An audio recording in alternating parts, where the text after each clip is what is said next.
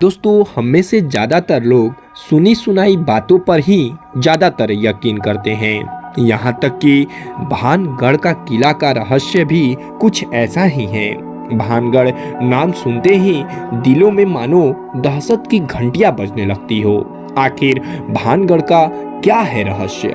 क्या वहाँ वाकई भूतों का बसेरा है या फिर सिर्फ सुनी सुनाई बातें ही हैं? क्या वाकई रात में यहाँ आने वाले वापस नहीं जा पाते या फिर भानगढ़ किले की कुछ और ही सच्चाई है? तो दोस्तों, ऐसे ही रियल हॉरर फैक्ट्स जानने के लिए आप हमारे YouTube चैनल को जरूर सब्सक्राइब करें। दोस्तों, आप सभी को बता दें कि भानगढ़ किले का इतिहास काफी प्राचीन है। लगभग 17वीं शताब्दी में यह बना हुआ किला है। प्राचीन और मध्यकालीन का कला एक नमूना माना जाता है इस किले का।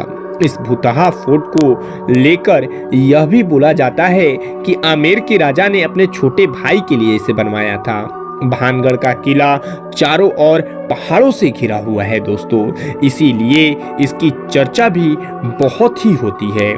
कहा जाता है कि सूर्य उदय होने से पहले एवं सूर्य अस्त के बाद किसी को इस किले में रुकने नहीं दिया जाता है। वहीं आपको बता दें दोस्तों कि इस किले की कहानी भी बेहद ही दिलचस्प है। कहा जाता है कि यह किला बनवाने से पहले यहाँ रहने वाले एक साधु से अनुमति मांगी जाती है। साधु ने एक राजा के सामने शर्त रखते हुए कहा कि जब आप किले का निर्माण करें तो किले की छाया हमारी कुटिया पर नहीं पड़नी चाहिए। लेकिन ऐसा नहीं होता है और किले की छाया साधु के कुटिया पर एक दिन पड़ जाती है।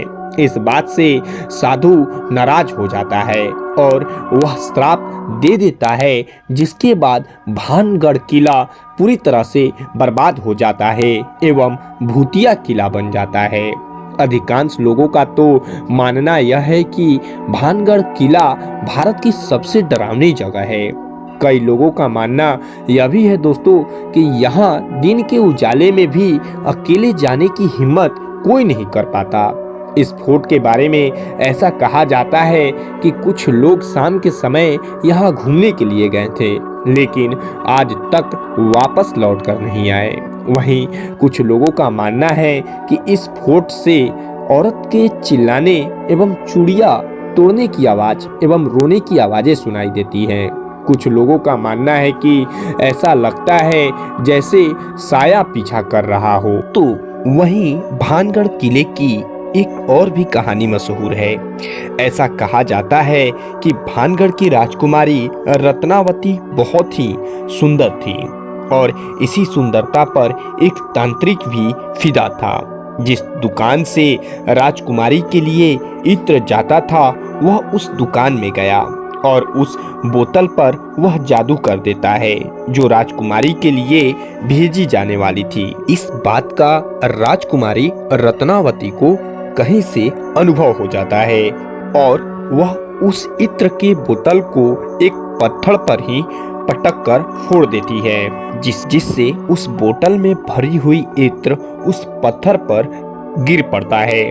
और तांत्रिक ने उस इत्र में ऐसा जादू किया था कि इत्र लगाने वाला उसके प्यार में पड़ जाए। अब इत्र के प्रभाव से पत्थर जादूगर के प्यार में उसी की तरफ चल पड़ता है, जिससे पत्थर से वह तांत्रिक चला जाता है और वही तांत्रिक मरने से पहले उसने भानगढ़ किले में रहने वाले सभी को एक ऐसा श्राप दिया जिससे भानगढ़ किला पूरी तरह तबाह हो जाता है दोस्तों।